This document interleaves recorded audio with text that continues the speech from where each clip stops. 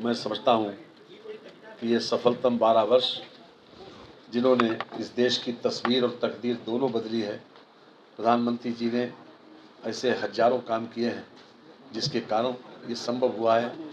चाहे गरीब हो, चाहे युवा हो, चाहे महिला हो या किसान हो, इन सभी वर्गों के लिए प्रधानमंत्री जी ने बड़े पैमाने पर राहत देने का काम किया, इनको आत्मनिर्भर बनाने का काम किया और हर तरीके से इनके सशक्तिकरण के लिए काम किया। आज देश में चाहे खाद्यान्न उत्पादन हो या महिला का सशक्तिकरण हो या गरीब उत्थान हो या फिर युवाओं को रोजगार सहित उनके भविष्य की बात हो, हर क्षेत्र में प्रधानमंत्री जी ने बड़े पैमाने पर इन लोगों को लाभ पहुंचाने के लिए निर्णय लिए और वो निर्णय ज़मीन पर उतारने का भी काम किया। साथ ही साथ देश में बड़े पैमाने पर इंफ्रास्ट्रक्चर विकसित हुआ है, चाहे वो एयर कनेक्टिविटी हो या रोड कनेक्टिविटी हो या रेल कनेक्टिविटी हो। आज इसीलिए पूरे देश में एक साथ सभी लोग प्रधानमंत्री जी के नेतृत्व को सराहते भी हैं और वो उम्मीद भी करते हैं कि ऐसा नेतृत्व सदैव सदैव उनके सिर पर बना रहे। जो हमारे सामने चुनौतियां थी, चाहे वो धारा 370 हटाने की हो या अयोध्या में राम मंदिर बनाने की हो, हर तरह से प्रधानमंत्री जी ने कानून सम्मत तरीके से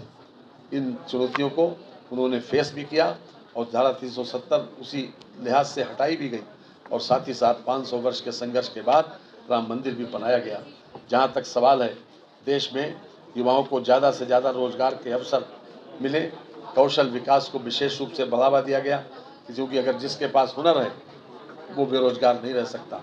और देश में बड़े पैमाने पर महिलाओं के लिए भी स्वयं सहायता समूह के माध्यम से उनको धनोपार्जन का भी रास्ता दिखाया गया और किसानों को आत्मनिर्भर बनाने के लिए MSP समय समय पर बढ़ाया गया और आज भी लगभग 11 करोड़ से अधिक किसानों को 6,000 रुपया मासिक रूप से लघु और सीमांत किसानों को उनके खाते में पहुंचाया जा रहा है, ताकि कमज़ोर किसान उसके माध्यम से अपनी बुनियादी ज़रूरतों को पूरा कर सकें और खेती के मामले में आगे बढ़ सकें। साथ ही साथ हर गरीब को जो बुनियादी ज़रूरतें थी, चाहे शौचालय हो, चाहे आवास हो, चाहे इलाज की व्यवस्था हो, चाहे उज्ज्वला गैस का कनेक्शन हो, ये हर तरह से उन लोगों को कोशिश की गई कि उनके घर तक पहुंच जाए और लगातार मॉनिटरिंग करके उनको ये पहुंचाने का भी कार्य किया है। आज हम ऐसे प्रधानमंत्री पर गर्व करते हैं कि जिन्हें हिंदुस्तान ही नहीं, दुनिया के दूसरे 30-31 देशों में उनके सर्वोच्च सम्मान से सम्मानित किया गया। हम प्रधानमंत्री जी के बारे में केवल यही कहेंगे कि हज़ारों साल नरगिस अपनी बेनूरी पर रोती है और बड़ी मुश्किल से होता है चमन में दीदा बर पैदा। मैं ऐसे प्रधानमंत्री